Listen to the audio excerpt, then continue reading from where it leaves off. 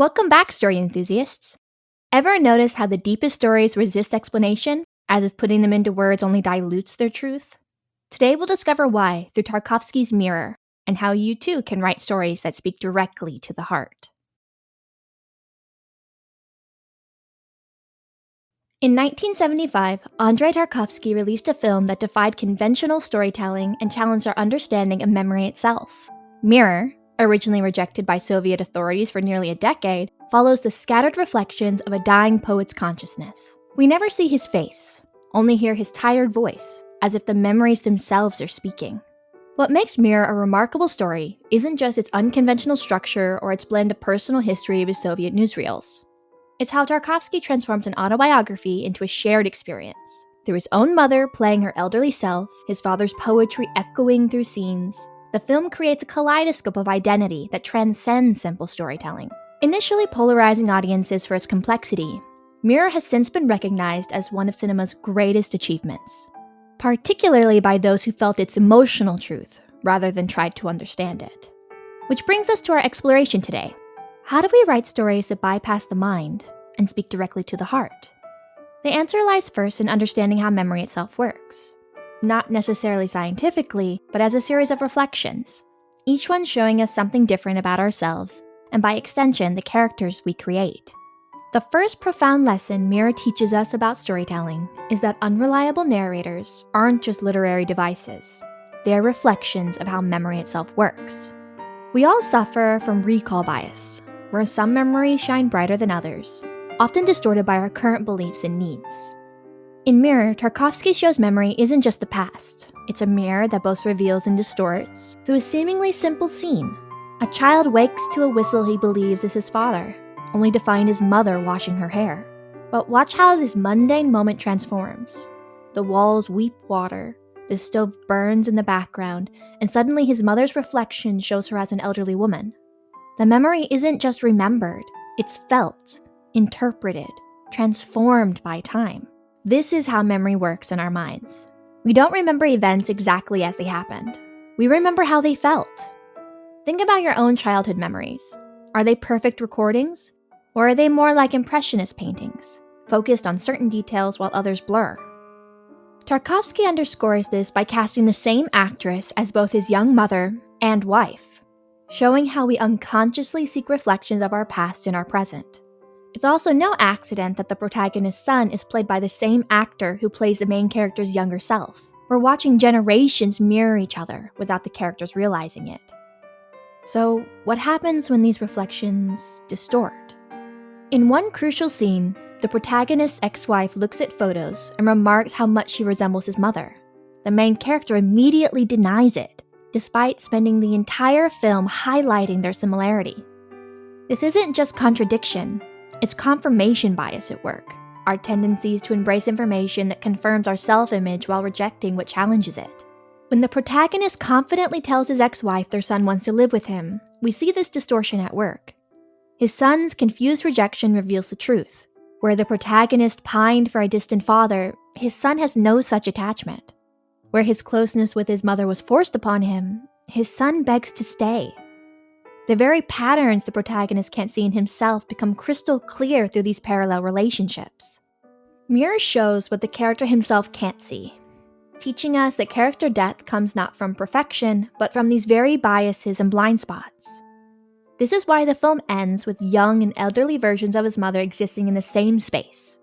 Because memory isn't about factual truth, but emotional truth. What makes characters' emotions relatable isn't their accuracy, but their human tendency to distort reality through the lens of their own experiences and beliefs.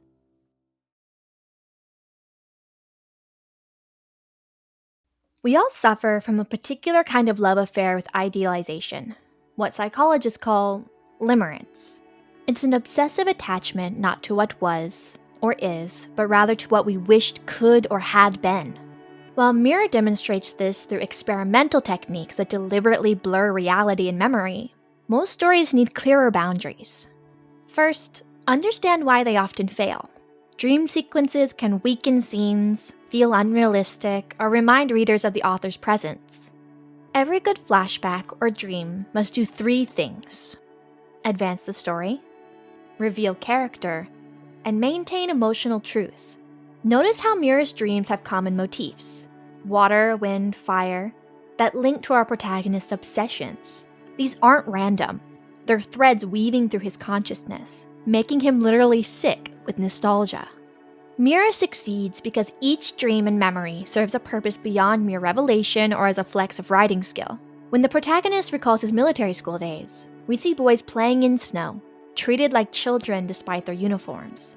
These seemingly innocent memories are intercut with footage of war and atomic bombs, showing how dreams and flashbacks need to work on multiple levels, personal and wordly significant. The art isn't showing both the comfort and the distortion of memory, the lies we tell ourselves and the deeper truths they reveal.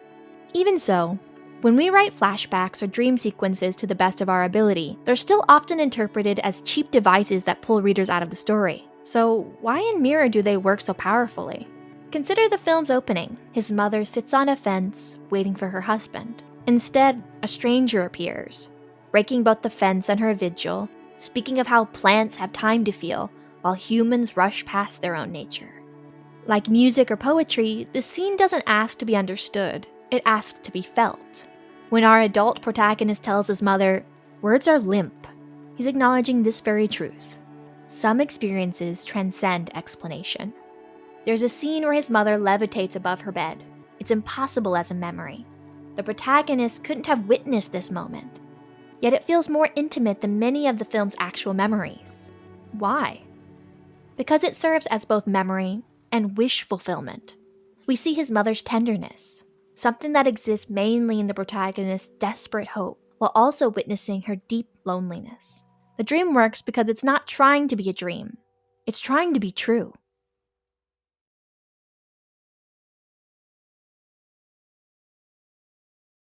When was the last time you remembered what shirt you were wearing during an important moment? Probably never, unless that shirt meant something. Maybe it was your father's, or maybe it still carries the scent of a significant day. This is another way memory works. Not through facts, but through sensations. And this is where most writers get dreams and memory sequences wrong. Instead of relying on exposition or symbolic shortcuts, let's examine how Mirror creates what I call productive ambiguity. Uncertainty that builds meaning rather than confusion. First, it anchors abstract emotions in physical reality. Notice how the film never just tells us about the mother's loneliness. Instead, we feel it through the wind bending grass as a stranger breaks her fence, through water streaming down moldy walls, through hands warming over fires. Each sensory detail carries emotional weight without verbal elaboration. Second, it uses environment as an active participant, not just a backdrop. In a dream, when the young protagonist approaches his childhood home, the wind tears through the forest and a chicken crashes through a window. The environment isn't just reflecting his internal state, it's actively participating in telling the story. Third, and most crucially, it creates spaces between what's spoken and unspoken. The film's most powerful confession comes when the mother admits, despite everything, she still loves her husband, but only in a dream where she levitates above her bed. By placing this truth between reality and dreams, we understand the weightless moment between love and loss. So, here's the key difference between good ambiguity and mere confusion. Each uncertain moment must deepen character understanding rather than obscure it, create meaningful consequences, not just atmosphere, offer multiple interpretations that all feel emotionally true, and build the audience's investment in the story instead of breaking it. In practical terms, you let the environment actively participate in emotional moments while trusting specific details over explanation. This is where we create gaps that invite emotional truth. Remember, when dealing with memory, dreams, or flashbacks, your goal isn't to avoid complexity, but to make that complexity resonate. Sometimes the deepest understanding comes not from what we explain, but from what we let the audience feel through the spaces between words. Did this video spark any ideas for your own writing? Leave a like and share your thoughts and questions in the comments below. Your insights might just help someone who needs it. Until then, whenever you find yourself in a pickle on how to improve your story, just know, ditto. You're not alone, and I'll be here to help.